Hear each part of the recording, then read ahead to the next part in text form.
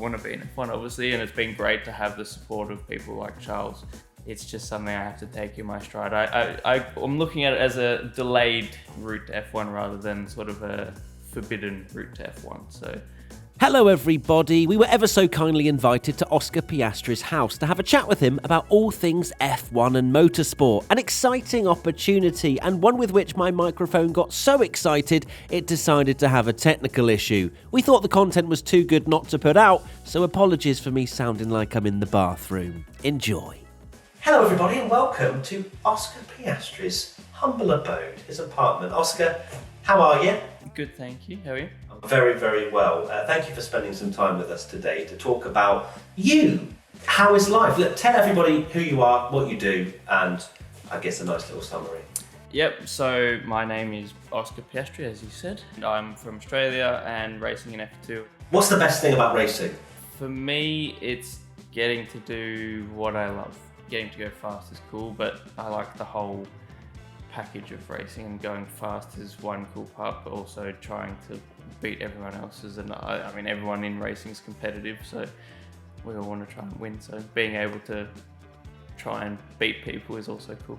You're doing that pretty well this year in F2. What's been your favourite moment this year? I think my first win of the year in Bahrain, there was a safety car at the end of the race. We pitted for softs, and then there was a few others that did the same, and I went through the field and then passed Guan Yu Zhou for the win on the final lap. It was the most exciting win I've had in my career, and it was my second race in F2, so getting that first one out of the way quickly was pretty satisfying.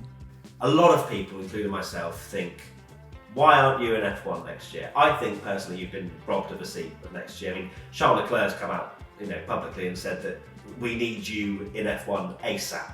Yeah, obviously it's a very tricky one. I'm not under the illusion that results and talent is the only factor in F1, and it's there's always been a combination of factors. Obviously, budget is a big one. The commercial side of things, and that's been a massive factor since the beginning of F1 and motorsport. And of course, I want to be in F1, obviously, and it's been great to have the support of people like Charles. Saying that he thinks I deserve to be at F1. That's always a nice feeling to have an F1 driver saying that he wants to be on the grid with him. But yeah, it's just something I have to take in my stride. I'm looking at it as a delayed route to F1 rather than sort of a forbidden route to F1. So now, all is not doom and gloom. Even if you aren't on the F1 grid next year, you've driven F1 cars. You've been in the 2018 Alpine several times. I've asked this before for other drivers like George Russell, etc. What was it like the first time you drove a Formula One car? What were your emotions like? Even going back to sort of the night before, I didn't sleep very good the night before, just because I was firstly excited, but also knowing that you're driving, the fastest cars in the world, or fastest car in the world, that costs a hell of a lot of money also is another thing that people kind of forget. So there was a mixture of excitement and nerves. When you get told, okay, yeah, just jump in the car in 2 minutes, they kind of forget, I'm about to jump in an F1 car for the first time in my life, and this is something I've wanted to do since I was like a little kid. So, just tell me to put my helmet on and jump in. I need a few moments to psych myself up here. And then, when I first jumped in, even I didn't install lap the first out.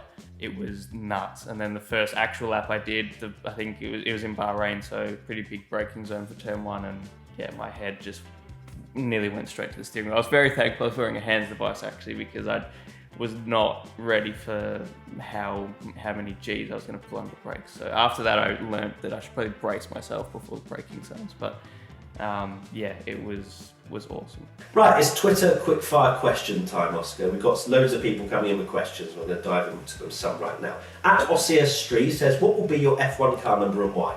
It will be 81, and that's because that was the number I used in karting when I first started in Australia. Mary Don't Mind asks, does he listen to anything else than house music? A little bit, yeah.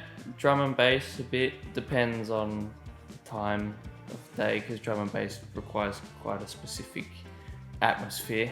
But a bit of everything, really. A bit of rap every now and again. pretty much just have my Spotify on shuffle, and whatever comes up is what I listen to. At RA Hearts 21, who back home sets you up with relief Tim Tam packages? My mum. I think this is actually really bad, but I think there might actually be a care package waiting at the post office for me from my mum. I should really go and pick that up. I promise by the time this video comes out, then it'll be picked up, Mum. I'm sorry. Oscar, thank you so much for spending some time with us. It's been quite amazing to see the amount of trophies that you have. This probably is only the beginning, isn't it? Where do you store your trophies? Wow, this is some of them. Just your fresh ones. Just the fresh ones. Nice. Yes. Well, thank you for spending time with us. It's been awesome to get to know you. And we'll see you very soon for another video.